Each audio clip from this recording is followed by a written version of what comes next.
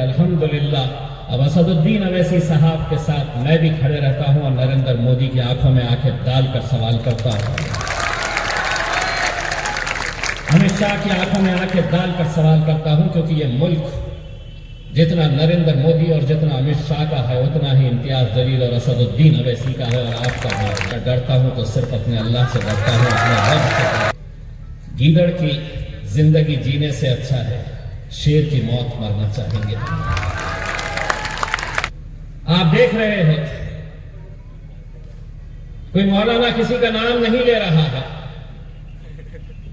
ये नहीं बता रहे हैं मौलाना साहब कि कुत्ता कौन है। तुम क्यों समझ रहे हैं कि तुम ही हो? देखो देखो कौन है, अरे देखो देखो कौन है।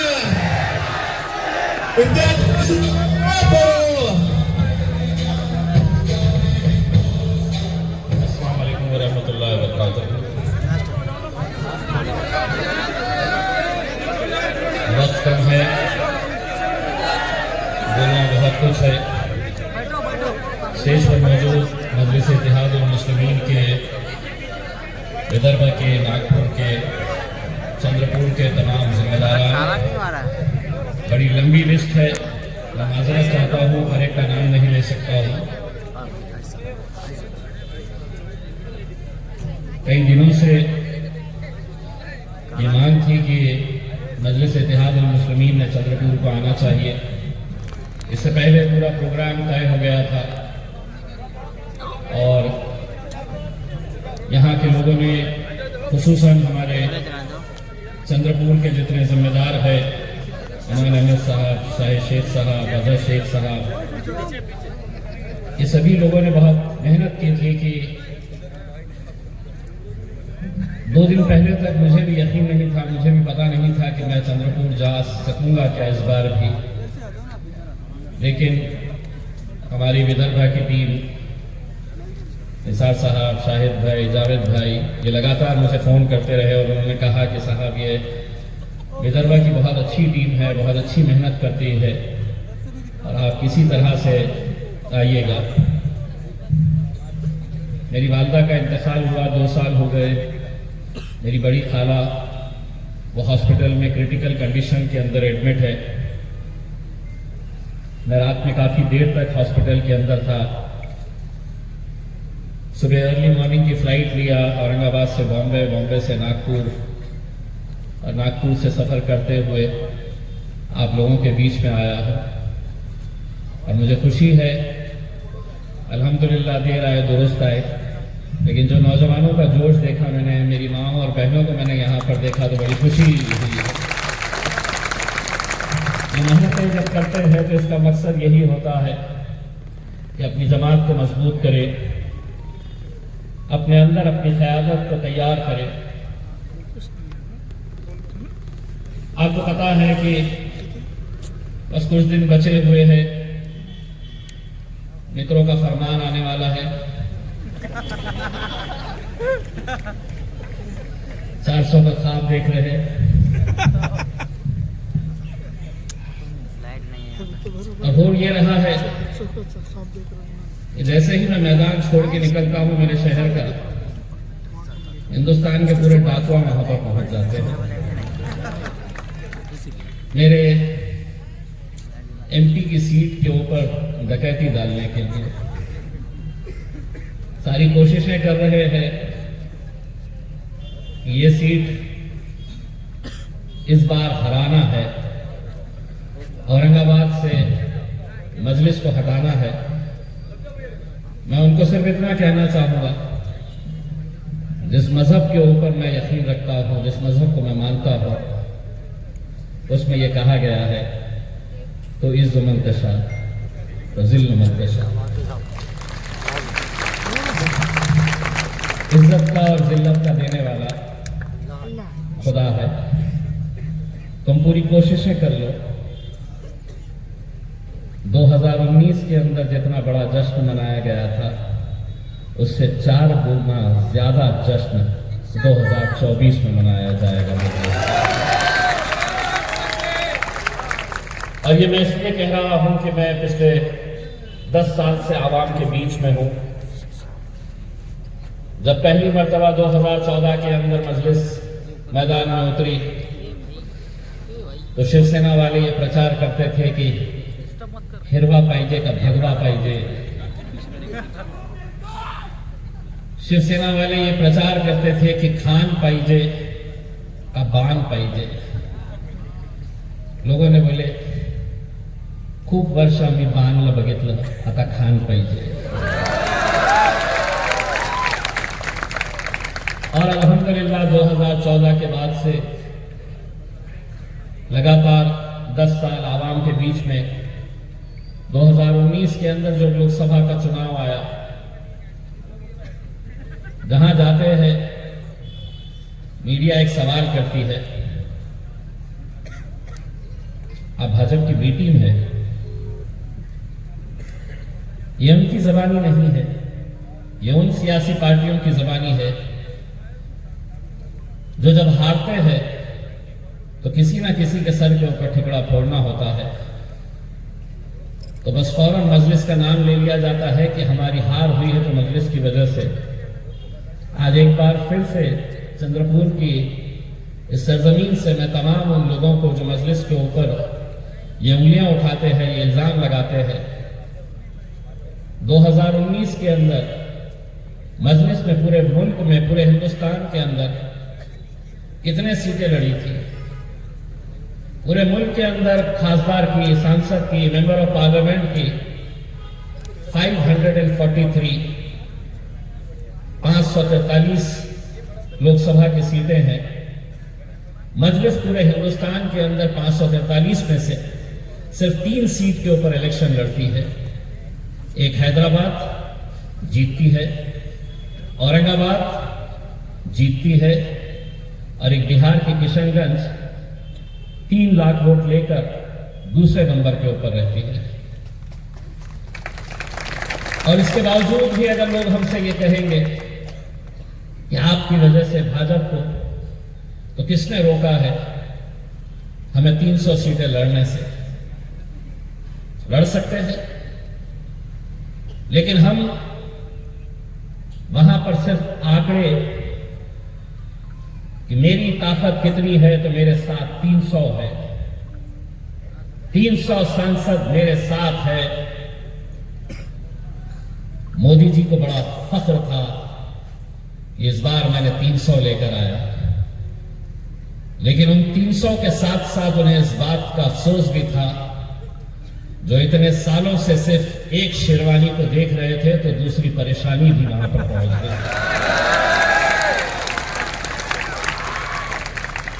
जिस दिन उन्होंने ये पूछा कि अपने 300 तो आ गए, तो उनके साथ एक सांबा भी रहता है, तो मोदी जी ने सवाल किया, अरे वो सांबा उनके कितने आए हैं? तो उसने कहा, सरकार वो 2 है, वो 2 है, लेकिन अल्हम्दुलिल्लाह 300 पे भारी है। इसलिए ये जरूरी नहीं है कि तुम 100 ले जाओ, 50 ले जाओ, 150 ले जाओ, 200 ले जाओ। बोलने वाले चाहिए, डट कर खड़े रहने वाले चाहिए। आज के इस दौर के अंदर बड़ी हिम्मत लगती है, बहुत हिम्मत लगती है आज के इस दौर के अंदर। इस हुकूमत के खिलाफ अगर कोई कुछ कहता है तो उनका हश्र कैसा किया जाता है, उन्हें कहां पहुंचाया जाता है, ये हम सब देख रहे हैं। लेकिन अल्हम्दुलिल्लाह ये आप लोगों की दुआओं का नतीजा है, मेरी माओं का, मेरी बहनों का, मेरे बुजुर्गों का और मेरे नौजवानों की ताकत है कि अल्हम्दुलिल्लाह अब असदुद्दीन अवैसी साहब के साथ मैं भी खड़े रहता हूं और नरेंद्र मोदी की आंखों में आंखें डालकर सवाल करता हूं, अमित शाह की आंखों में आंखें डालकर सवाल करता हूं, क्योंकि ये मुल्क जितना नरेंद्र मोदी और जितना अमित शाह का है, उतना ही इम्तियाज जलील और असदुद्दीन अवैसी का है और आपका है। ये अलग बात है कि सरकार तुम्हारी आ गई, ये अलग बात है कि हुकूमत तुम्हारी बन गई, दौर बदलते देर नहीं लगती है, वक्त बदलते देर नहीं लगती है। कहाँ थे तुम, कहाँ आ गए, क्या बेचते थे तुम? क्या बेच रहे हैं? लेकिन अगर तुम ये समझेंगे कि हम दूसरी पार्टियों की तरह कमजोर है, हम डरेंगे, हम तुमसे घबराएंगे, तुम एजेंसीज हमारे पीछे लगाएंगे, तो मोदी जी एक बात सुनिए, डर मुझे भी लगता है, यकीनन डर मुझे भी लगता है, लेकिन तुम्हारी पार्टी और तुम्हारी औकात नहीं मुझे डरा सके। मैं डरता हूं तो सिर्फ अपने अल्लाह से डरता हूं, अपने रब से डरता हूं। मरना सबको है, जाना सबको है, लेकिन गीदड़ की जिंदगी जीने से अच्छा है शेर की मौत मरना चाहेंगे।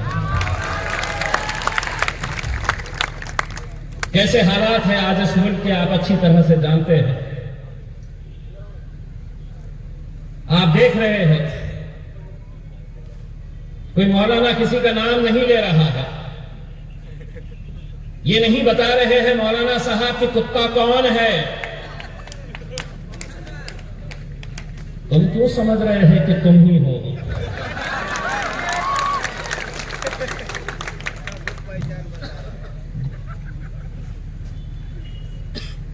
जो उठ रहा है खड़े रह रहा है, जिसके मुंह में जो आ रहा है वो बोल रहा है, उनके ऊपर कोई कानून नहीं है,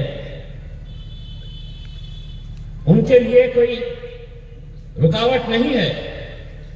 सारी तकलीफ हमसे कि हमने कुछ बोलना नहीं चाहिए, हमने खामोशी से तुम्हारा सुनते रहना चाहिए। नहीं,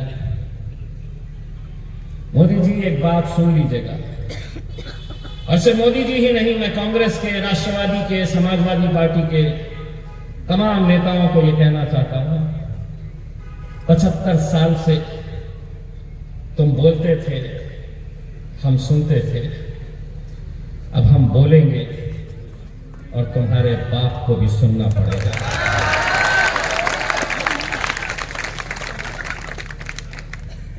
अगर वैसे ही उन्हें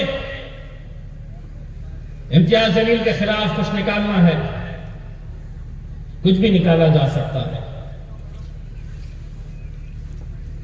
लेकिन सवाल यह है कि आज जिस कौम को एक निशाना बनाया जा रहा है,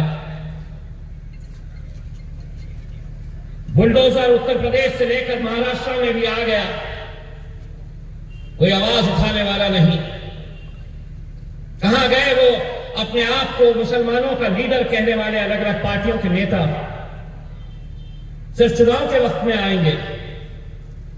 नहीं, मोदी को हराना है, सेना को हराना है तो हमें वोट दो, हम सेक्युलर पार्टी, हम दिए हैं, इसलिए इतने सालों से हम तुम्हारा साथ देते आए हैं। लेकिन जब इस कौम को जरूरत पड़ी, जब इस कौम को यह एहसास हुआ कि मेरे लिए कोई खड़े नहीं रह रहा है, कोई आवाज नहीं उठा रहा है, तब कहीं ना कहीं से तो किसी ना किसी को तो उठने की जरूरत है। वो शुरुआत हमने की है। आज एक आवाज है, दो आवाज है, इंशाअल्लाह ये आवाज बढ़ती रहेगी, ये तादाद बढ़ती रहेगी।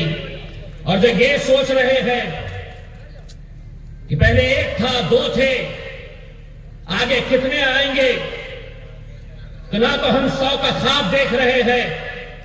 जिस दिन 5 आ गए तुम्हारे पार्लियामेंट के अंदर, कच्चे चने चबा देंगे तुम्हारे, यकीन मानिएगा, तुम्हें हम बताते हैं। जो आ रहा है, जिसका जैसे दिल बोल रहा है, भाजपा का एक नेता इतना सा है टिल्लू,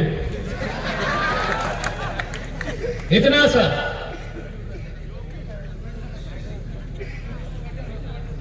अगर उसको मेरे सदर के बाजू खड़े कर दूं तो मेरे सदर का पैजामे की साइज ज्यादा रहेगी और उसकी हाइट इतनी है। और वो हमको कहता है कि इनको पाकिस्तान भेज दो। सुन, जब ये मुल्क का बंटवारा हुआ और मेरे बुजुर्गों से पूछा गया कि तुम्हें यहां रहना है या पाकिस्तान जाना है, तो बड़े फख्र के साथ, बड़े गुरूर के साथ हमारे बुजुर्गों ने कहा कि नहीं, इस सरजमीन के ऊपर हम पैदा हुए हैं, इंशाअल्लाह इसी जमीन के अंदर हम दफन होंगे। कानून उनके लिए नहीं है कि वो कुछ भी बोलेंगे, पुलिस उनका साथ देगी, हुकूमत उनका साथ देगी। मैं सरकार से एक बात, हर इंसान का बर्दाश्त करने का, हर इंसान का बर्दाश्त करने का एक हद होती है, उस हद को पार मत करो। यह मुल्क हमारा है, यह मुल्क आपका है। मेरा कायद अगर पार्लियामेंट के अंदर खड़े रहकर यह कहता है कि हां, हम पुरुषोत्तम राम का आदर करते हैं, लेकिन हम नथुराम का आदर नहीं करते हैं, क्या गलत कहा हमने? और फिर उसके हमारे जाने के बाद एक मोहतरमा खड़े होती है,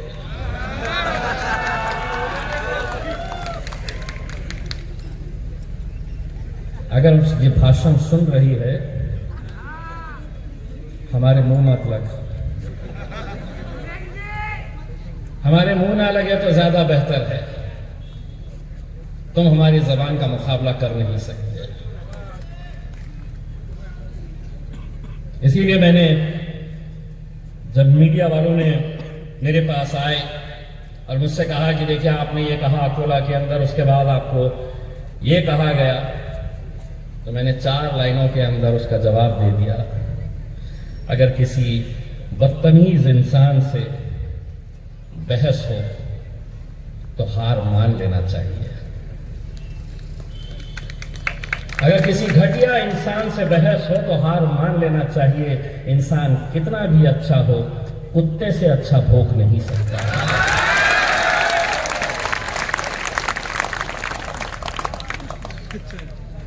लीजिए, तेरे जैसे 56 आए,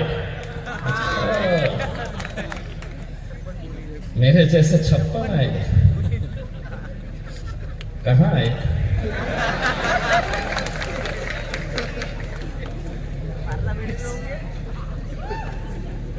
अगर इम्तियाज जलील में हिम्मत है तो आ अमरावती से आके लड़के दिखा।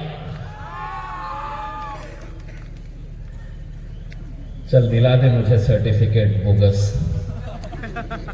जिस तरह तुमने हासिल किया। 5 साल सत्ता के मजे लूटे बोगस सर्टिफिकेट के ऊपर, और मैं नहीं कह रहा हूं, हाई कोर्ट ने कहा है। तो आप मुझसे कह रहे हैं कि मैं वहां पे तैयार है। मैंने पहले भी कहा था कि आगाज तुमने किया है, अंजाम तक हम लेकर जाएंगे। ये वो जमात नहीं है जो खामोशी से वो सुन लेगी तुम्हारा जो कहना है। यकीनन हम बोलेंगे और बोलते रहेंगे। मजलिस वो जमात है जो गूंगों को भी बोलना सिखा देती है। मेरे सामने आज जब शाहिद नूरा साहब बात कर रहे थे, आज से 7 साल पहले जावेद भाई जब आए स्टेज के ऊपर, ये कारोबार करने वाले नौजवान लड़के, मैं उस वक्त आमदार था, नागपुर जाता था, इन लोगों से मुलाकात हुई, मैंने इनको समझाया कि नहीं, यहां से मुझे नहीं आना है, हमें लीडरशिप अगर खड़ी करनी है तो आप लोगों की लीडरशिप यहां पर खड़ी करनी है। आप लोगों को यहां पर लीडर बनाना चाहते हैं। आज कैसे हालात से हम गुजर रहे हैं।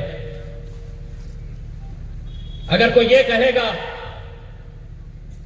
ये देश सबका है, यहां पे रहने वाले पूरी दुनिया के अंदर अगर सबसे खूबसूरत कोई देश है तो वो मेरा भारत देश है। और बड़ा फख्र है मुझे इस बात का कि देश के अंदर हिंदू रहते हैं, मुसलमान रहते हैं, दलित रहते हैं, सिख रहते हैं, क्रिश्चियन है, सभी लोग रहते हैं। रंग बिरंगे फूलों का गुलदस्ता है मेरा भारत देश। और अगर उस देश के अंदर तुम मुझसे ये कहेंगे इस देश में रहना है तो तुम्हें किसी एक जाति का नारा लगाना पड़ेगा। एक बात सभी राजनीतिक पार्टियां ये अच्छी तरह से सुन ले, अगर इस देश के अंदर रहना है तो जय संविधान कहना होगा। ये देश चलेगा तो सिर्फ संविधान के हिसाब से चलेगा। हुकूमतें आएगी, हुकूमतें जाएगी, लेकिन आज संविधान को ही बदलने की कोशिश हो रही है। सबसे ज्यादा निशाने के ऊपर तुम्हें लग रहा है कि तुम है। 2024 के बाद देखिए सबसे ज्यादा अगर निशाने के ऊपर किसी को रखा जाएगा तो कीर्ति मैडम ये सच्चाई है कि 2024 के बाद सबसे बड़े निशाने के ऊपर दलित समाज रहेगा। इनका दलितों को निशाना बनाया जाएगा। हमने पढ़ना नहीं, हमको रिजर्वेशन नहीं, हमारी स्कॉलरशिप खत्म कर दो, हमें नौकरियां मत दो, ऐसे ऐसे कानून लेकर आने वाले हैं। लेकिन इनका मकसद यही है कि कभी ना कभी तो ये झुकेंगे, कभी ना कभी तो इन्हें हार माननी पड़ेगी। तो एक बात अच्छी तरह से भारतीय जनता पार्टी और उनके लगवे भगवे सुन लो, आखिरी सांस तक हम जमहूरी तर्ज के ऊपर लड़ते रहेंगे, लड़ते रहेंगे और लड़ते रहेंगे, लेकिन तुम्हारे सामने कभी सर झुकाएंगे नहीं, बिल्कुल नहीं झुकाएंगे हम। ये इख्तियार मुझे डॉक्टर बाबा साहब अंबेडकर के उस संविधान ने दिया है। बनाइए आपको जो करना है आप करिए, लेकिन अगर किसी मजलूम की, किसी गरीब की हाय लगी तो आप सोचिए मुंबई के मीरा रोड के ऊपर जब गरीब बस्ती के ऊपर छोटे छोटे कारोबार करने वाले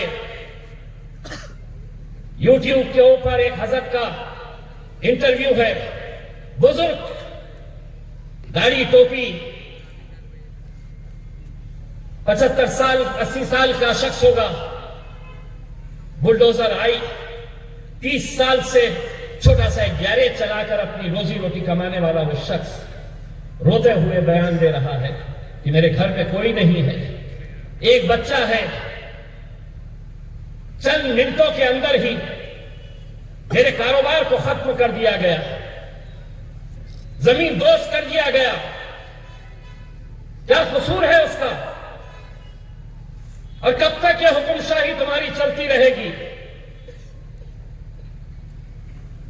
एक बात अच्छी तरह से समझ लो, आज ताकत है तुम्हारे पास, यकीनन है, बहुत बड़ी बड़ी ताकतों के ऊपर तुम्हारा घमंड है, गुरूर है, लेकिन एक बात यह भी सच्चाई है कि ताकतें तुम्हारी है पर खुदा हमारा है। कभी ना कभी तो इंसाफ मिलेगा, मायूस होने की जरूरत नहीं है। नौजवानों, मायूसी कुफ्र है, जीना है, डट के खड़े रहना है। अगर मेरे कायद बैरिस्टर असदुद्दीन अवैसी साहब ने इन नौजवानों को कुछ सिखाया है तो कश्मीर से कन्याकुमारी तक हर नौजवानों को उन्होंने बताया है कि कितने भी जुल्म सितम हो जाए, कितने भी तकलीफें आ जाए, तुम्हें इस मुल्क के अंदर सर ऊंचा करके और सीना चौड़ा करके चलना है। किसी के आगे झुकने की जरूरत नहीं है। लेकिन मैं आपको बताऊं कि दो ही है हम, पूरी ताकतें जुटा रहे हैं, पूरी ताकतें। मेरे औरंगाबाद शहर के अंदर गैरों की जरूरत नहीं है। हमारी क़यादत इस मुल्क से अगर खत्म हुई है तो कोई गैर इसके लिए जिम्मेदार नहीं है। मुसलमान को हमेशा मुसलमानों ने हराया है। वो मुसलमान जिन्होंने अपनी कुर्सी की खातिर इस कौम का सौदा करते आए हैं। इलेक्शन आया, इन्हें बांट दो। एक नेता ने कहा था, कांग्रेस के एक लीडर ने कहा था, इस कौम को एक बिरयानी की प्लेट में हम खरीद सकते हैं। यह सोचने वाली बात है, वरना क्या वजह है कि जिस औरंगाबाद शहर से इम्तियाज जलील चुनकर आया है, पिछले 40 साल पहले एक मुस्लिम एमपी आया था, 40 साल इंतजार करना पड़ा। और जब हम खड़े हुए इलेक्शन के अंदर तो कांग्रेस वालों ने कहा कि अब शिवसेना बड़ी आसानी के साथ जीत जाएगी, ये वोट काटने के लिए आए हैं। उस वक्त शिवसेना और भाजपा का गठबंधन था। हमारे ऊपर फिर वही इल्जाम लगाना शुरू कर दिए। मैंने अपने नौजवानों से कहा कि वोट देते किसको थे, तुमने कभी भाजपा को दिए? तो किसी ने हाथ ऊपर नहीं करा कि मैं भारतीय जनता पार्टी को या शिवसेना को दिया हूं करके। यानी कि देते थे कांग्रेस को, देते थे शरद पवार की एनसीपी को, लेकिन जीत कर आती थी वहां पर शिवसेना और भारतीय जनता पार्टी। वैसे भी आपका वोट जाया जा रहा था। मैंने अपने नौजवानों से कहा कि एक बार मुत्तहिद हो तो सही, एक बार एक ताकत बनकर खड़े रहो तो सही, एक बार एक धक्का लगाओ तो सही। अल्हम्दुलिल्लाह ऐसा धक्का लगाए कि 20 साल के शिवसेना के खासदार को उस जगह से उखाड़कर फेंका और मजलिस ने वहां पर अपना हरा झंडा लहराया। वो इलेक्शन खत्म हुआ, कॉर्पोरेशन का इलेक्शन आया तो शरद राव आए और आकर बोले कि जो खासदार निवडून आलेला है ना, ये एक्सीडेंट होतो, ये एक्सीडेंट था जिसकी वजह से ये चुनकर आया। मैं भी मजलिस का हूं, मैं कहां खामोश बैठता। मैंने कहा कि पवार साहब, अब जहां जहां पर भी इलेक्शन होंगे इस तरह के एक्सीडेंट्स होते रहेंगे इंशाअल्लाह। अभी तो ये हाल है। भाजपा वाले रहते हैं हर कौम के अंदर, बिकाऊ आइटम रहते हैं, हमारे पास भी है, मिल रहा है तो मांझा ले रहे, इधर से भी जमा कर रहे, उधर से भी जमा कर रहे हैं। मकसद यही है इम्तियाज जलील को। और कौन लोग हैं जो सिक्के बाजारों में चल ना सके, जो सिक्के बाजारों में चल ना सके, अब वो कमियां ढूंढ रहे हैं मेरे शहर में, मेरे किरदार पर। आज मुझे इस बात का फख्र है और मैं आपको यकीन के साथ कहता हूं कि हिंदुस्तान के नतीजे क्या होंगे मुझे पता नहीं, लेकिन मेरे जिले का, चाहे वो हिंदू हो, दलित हो, सिख हो, क्रिश्चियन हो, ईसाई हो, मैं आपको यकीन के साथ कहता हूं, इलेक्शन के दिन वो जाएगा तो सिर्फ पतंग के ऊपर मोहर लगाकर आएगा। और ये खुली चुनौती है। बहुत बड़े बड़े नेता है तुम्हारे पास। मोदी जी वहां पर आकर ताल ठोक कर बैठ जाइए, दूध का दूध और पानी का पानी हो जाएगा जब नतीजे आएंगे तो इंशाअल्लाह। क्योंकि ये इलेक्शन लोग कहते हैं कि तुम जीतते कैसे हो, 14 में जीत गए, 19 में जीत गए, जीतते कैसे हो? मैं कहता हूं कि मैं वोटों से ज्यादा दुआओं से जीतता हूं अल्हम्दुलिल्लाह। मुझे मालूम है कि आप लोग मुझे वोट दे नहीं सकते हैं, आपका वोट वहां पर नहीं है, लेकिन उस 2019 के इलेक्शन के अंदर मुझे यकीन है कि माई नाव ने जब दुआओं के लिए हाथ उठाया था तो उन दुआओं के अंदर इम्तियाज जलील का भी नाम आपने लिए थे, और उसी दुआओं का नतीजा है कि अल्हम्दुलिल्लाह जिसने कभी कुछ सोचा नहीं था कि यहां से कोई जीत कर आ सकता है, तो वहां पर हमने अपनी जीत दर्ज कराई थी। अगर हम वहां करवा सकते हैं तो यहां कौन सी तकलीफ है आपको? ऐसा क्या मुश्किल है यहां पर? अरे क्या क्या नहीं हो रहा है आपके साथ? अभी कुछ दिन पहले मैं नांदेड़ गया था।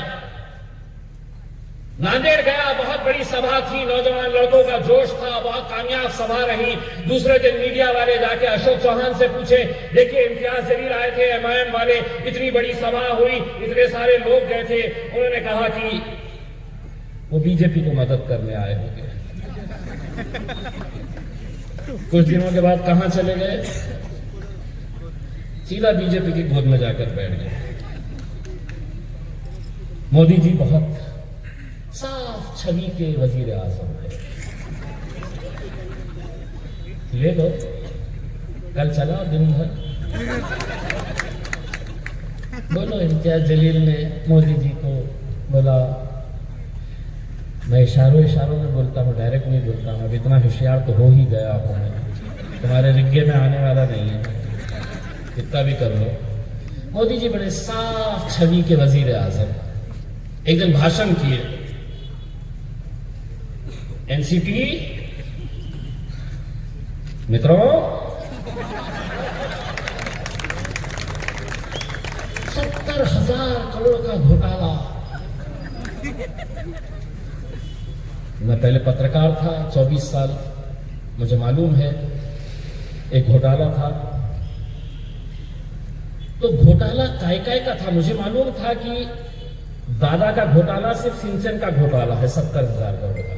मोदी जी ने अपने भाषण में कहा 70,000 करोड़ का घोटाला, सिंचन घोटाला,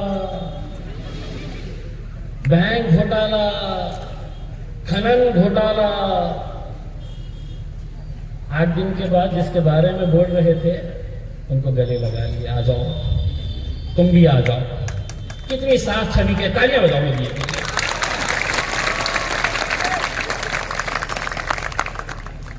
अब मेरे ऊपर केस होता भी नहीं क्योंकि मोदी जी के लिए मैंने तालियां बजाता जाओ, तालियां। और मैंने कुछ गलत बोला क्या? मैं ये बोला क्या कि वो बहुत गलत छवि के हैं? साफ छवि के हैं मित्रों, बहुत साफ छवि।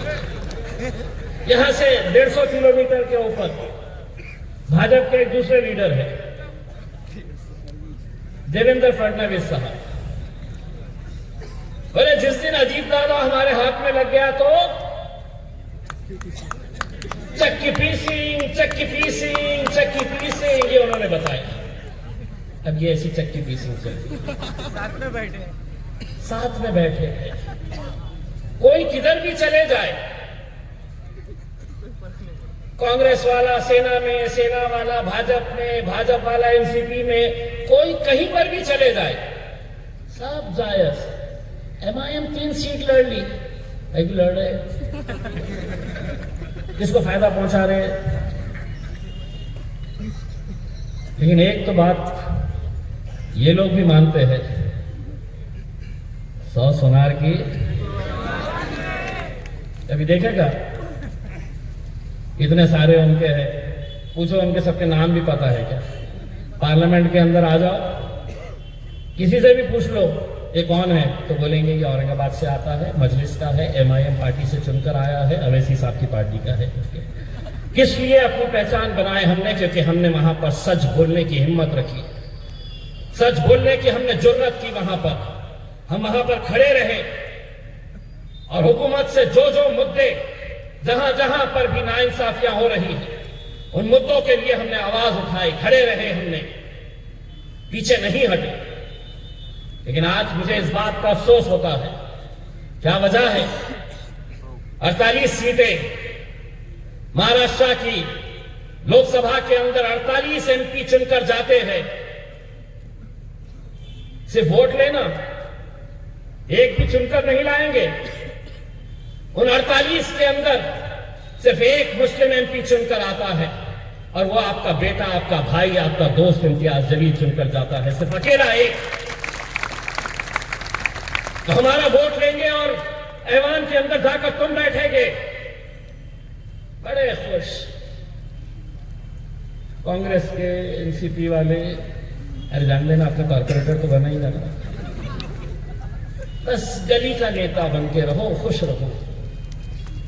मेरी ख्वाहिश है कि चंद्रपुर से भी लोकसभा के अंदर आप जा सकते हैं अगर आप मुत्तहिद रहे तो। आप असेंबली के अंदर जा सकते हैं। इतने सालों तक क्या हो रहा है, क्या कर रही कौम? कोई नेता आ रहा, उसके लिए शतरंजियां बिछाने का काम कर रहे हैं, कुर्सियां बिछाने का काम कर रहे हैं, बारात सज रही है, दूल्हा वो बन रहे हैं, हम नाचने का काम कर रहे हैं, घोड़ी पे वो चढ़ रहे हैं, हम घोड़ी के सामने डांस कर रहे हैं। अब हम आए हैं, अब दूल्हे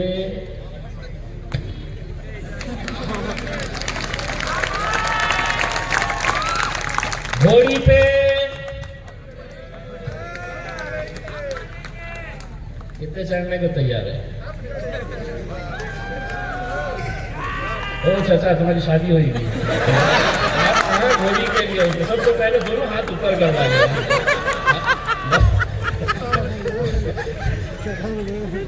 इनकी फोटो निकालो जरा, घर को भिजाओ।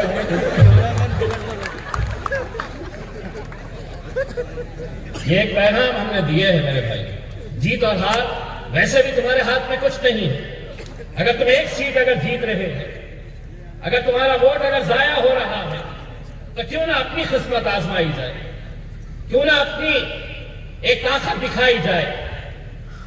मैं अपनी आवाम को 2014 के अंदर जब लोग मुझे देखते थे और हंसते थे और कहते थे कि ये एमएलए बनेगा, ये तो पूना में रहता है, 28 दिन पहले आया है औरंगाबाद के अंदर और कहता है कि मैं इलेक्शन लड़ूंगा और इलेक्शन जीतूंगा, मैं उन लोगों को ये कहता था कि जीत और हार का जो भी फैसला है हम अपने रब पर छोड़ेंगे, हम सिर्फ मेहनत करने का काम करेंगे, हम शिद्दत से मेहनत करने का काम करेंगे। तो लोग ये सोचते थे कि कैसे जीतेगा, कहां से जीतेगा। हमने अपने नौजवानों से कहा था कि अगर इम्तियाज जलील अगर 50,000 वोट लेकर अगर हार भी जाता है तो उस हार में भी हमारी जीत रहेगी, क्योंकि 50,000 मुसलमानों को हमने मुत्तहिद करने का काम किया है। आज हमारे साथ हमारे दलित भाई है, धनगर समाज खड़ा हुआ है, मराठा समाज खड़ा हुआ है, सभी वो वंचित घटक जिनका इस्तेमाल इलेक्शन के वक्त सिर्फ वोट डालने के लिए किया जाता है। रबर स्टैंप की हैसियत दी गई है तुम्हें कि हम हर 5 साल के बाद आएंगे और तुम्हारा काम है कि सिर्फ वोट डालते रहना। कभी टुकड़ों में बांट दिया जाता है, कभी फिरकों में बांट दिया जाता है, कभी जमातों में बांट दिया जाता है, कभी पैसे से खरीदने की कोशिश की जाती है। जीत कैसे होती है? एक ऑटो रिक्शा वाला जिसको कांग्रेस के एक उम्मीदवार ने मेरे शहर के अंदर 20,000 रुपये दिया, रात में उसकी बस्ती में गया, गरीब ऑटो रिक्शा वाला था, मोहल्ले के लड़कों को जमा किया गया, उसको पैसे दिए गए, उसको वादा किया गया कि मैं चुनकर आऊंगा तो तुझे और पैसा दूंगा। दूसरे ऑटो रिक्शा वालों ने उससे कहा कि भाई तू इस पैसे को हाथ मत लगाना, इस बार इंशाअल्लाह हम इम्तियाज जलील को चुनकर लेकर आएंगे, तुझे अगर पैसे चाहिए तो मैं लाकर दूंगा। वो ऑटो रिक्शा वाला सोचा कि ये कहां से लाकर देगा, ये खुद ऑटो रिक्शा चलाता है। उसने अपने ऑटो रिक्शा की चाबी निकाली और उसने कहा कि लगा तो मेरा ऑटो रिक्शा तू बेच दे, लेकिन इम्तियाज भाई को धोखा नहीं देना है। ये जज्बा आपके अंदर पैदा करना है मेरे भाई। बहुत कम वक्त है हम लोगों के हाथ में, 5 साल में एक मर्तबा आता है। और मैं क्या चाह रहा हूं, आप ही में से मैं किसी को चाहता हूं कि जो विधानसभा के अंदर जाए, जो लोकसभा के अंदर जाकर बैठे। आज हमारे मजहब के फैसले उन्हीं ऐवानों के अंदर लिए जा रहे हैं। हमारी माएँ, हमारी बहनें नकाब पहनेगी या नहीं पहनेगी, हमारी बच्चियां कॉलेज को अगर जाएगी तो हिजाब पहनेगी या नहीं पहनेगी, ये सब फैसले उन ऐवानों के अंदर लिए जा रहे हैं। और अगर तुम्हारी नुमाइंदगी ही वहां पर नहीं रहेगी तो सोचिए आने वाला वक्त कैसा रहने वाला है मेरे भाइयों। ये आप लोगों को सोचने की जरूरत है। इतनी बड़ी तादाद के अंदर जब महिलाएं रात में 10 बजे तक बाहर निकल कर आती है तो शहर के अंदर इनकलाब होता है। ये इस बात की गवाही दे रहा है। इतनी सारी मेरी माएँ और बहनें यहां पर आई हैं। ये आपकी जिम्मेदारी है, ये हमारा मुस्तकबिल का सवाल है। हमारे भी बच्चे पढ़ना चाहते हैं, हमारे भी बच्चों का मुस्तकबिल अच्छा होना चाहिए, हर माँ बाप की ख्वाहिश होती है। लेकिन आज मुल्क के हालात ऐसे हो गए हैं कि पहले इन नौजवानों को किसी जुर्म से जोड़ दिया जाएगा, तालीम से मोड़ दिया जाएगा। मेरे दोस्तों, हाथ से हाथ की जंजीर बनाकर चलो, वरना धागे की तरह तुम तोड़ दिए जाओगे। धागे की तरह तुम तोड़ दिए जाओगे अगर अब भी नहीं संभले तो। मुझे यकीन है कि आप लोग अपनी दुआओं से नवाजेंगे। और बहुत साल लग गए यहाँ पे आते हुए, बहुत देर से दर पे आंख लगी थी, हुजूर आते आते बहुत देर कर दी। अब आए हैं तो इतना वादा करके जाता हूं, इंशाअल्लाह दोबारा जब आऊंगा तो आपका सीना भी फख्र से चौड़ा होगा कि इस इम्तियाज जलील को दोबारा जिताने के अंदर मैंने भी सिजदों में अल्लाह से दुआएं मांगी थी कि अल्लाह इम्तियाज जलील को दोबारा कामयाब कर दे।